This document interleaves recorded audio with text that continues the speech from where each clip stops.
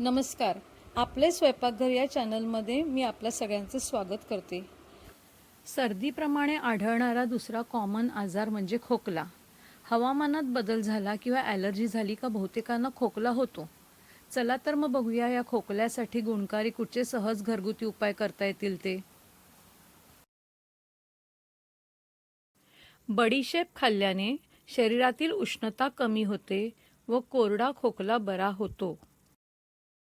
पाव चमचा मोहरी, चिमूटभर सैंधव मीठ व साखर एकत्र करून सकाळ संध्याकाळ घेतल्यास छातीत साठलेला कफ पातळ होऊन पडतो.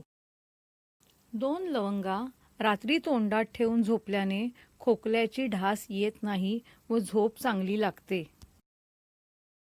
कोरडा खोकल्याचा खूप त्रास होत असेल व त्यामुळे रात्री झोपायला त्रास होत असेल तर मिठाचा लहान खडा तोंडात ठेवल्याने खोकल्याची ढास कमी होते. आल्याच्या रसात मध घालून प्यायल्याने खोकल्यामध्ये व श्वास विकारास फायदा होतो. गरम केलेल्या दुधात पाव चमचा हळद व 1 चमचा तूप घालून प्यायल्याने खोकल्यावर ते गुणकारी ठरते. हळकुंडाचा तुकडा भाजून रात्री झोपताना तोंडात ठेवला असता कफ व खोकला कमी होतो.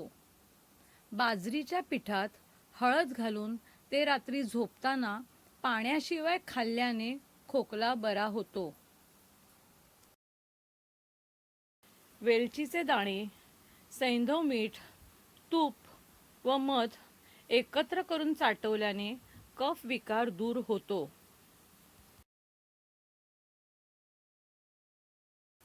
वेलची काळी होईपर्यंत तव्यावर भाजावी.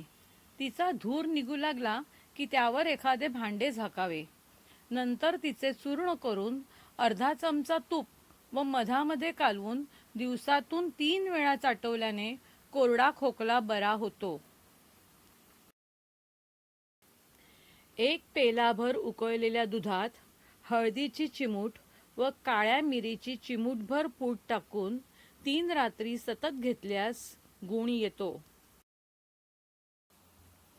एका अंजिराचे 4 तुकडे करून चांगले चघळून चघळून सकाळ संध्याकाळ सेवन केल्यास कफ असणारा खोकला ठीक होतो.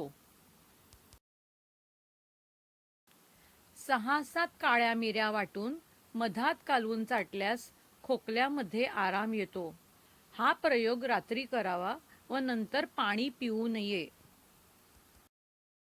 अर्धा चमचा मध दिवसातून 4 वेळा चाटवल्याने कफ मोकळा होऊन खोकला बरा होतो. तर हे खोकल्यावरचे 12 घरगुती उपाय आपल्याला कसे वाटले ते आम्हाला लगेच कमेंट्स बॉक्समध्ये कळवा आणि सबस्क्राईब, लाईक आणि शेअर करायला विसरू नका. धन्यवाद.